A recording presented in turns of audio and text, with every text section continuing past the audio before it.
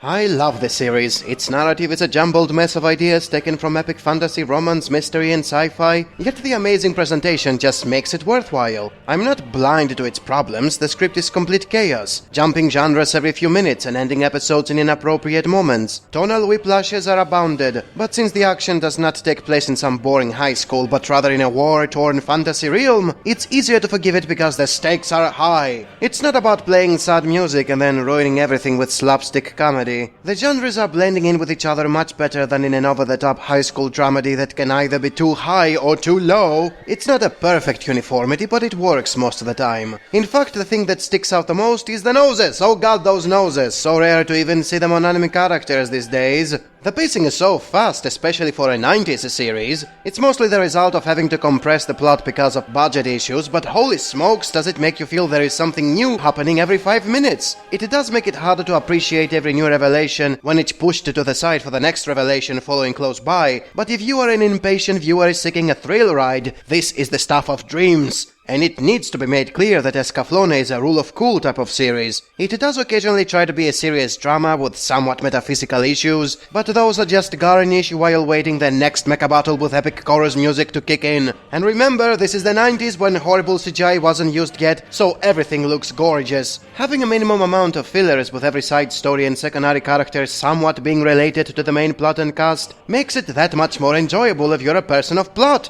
The actual plot, not the other one. As good as the plot is, the same cannot be said about the script, which is vague in interpretation or leaves a lot of things incomplete or not properly looked into. The romantic polygon, for example, is easily the part they didn't put too much thought into. They just crammed a bunch of shoujo stereotypes and called it a day, leaving a multitude of love affairs going in circles and feeling pretty dumb in how they develop and are eventually resolved. The conclusion is also weird. Somehow love breaks destiny and the heroine has to return to her world for no given reason. Even so, every character gets fleshed out, many get some sort of development, and nobody's clear-cut good or evil. Everybody has some sort of character flaw, which affects the way he thinks and behaves instead of being just a gimmick. Down to it, Escaflowne is one of the few cases when mixing a bit of everything worked without becoming an unfocused clusterfuck. And although you can use the same excuse for any other show, it still has way less issues than any other Sunrise mecha that is not Universal Century Gundam. Oh, and let's not overlook how it's 2 decades old, and is still the best isekai anime ever made, easily stomping the garbage that are coming out today.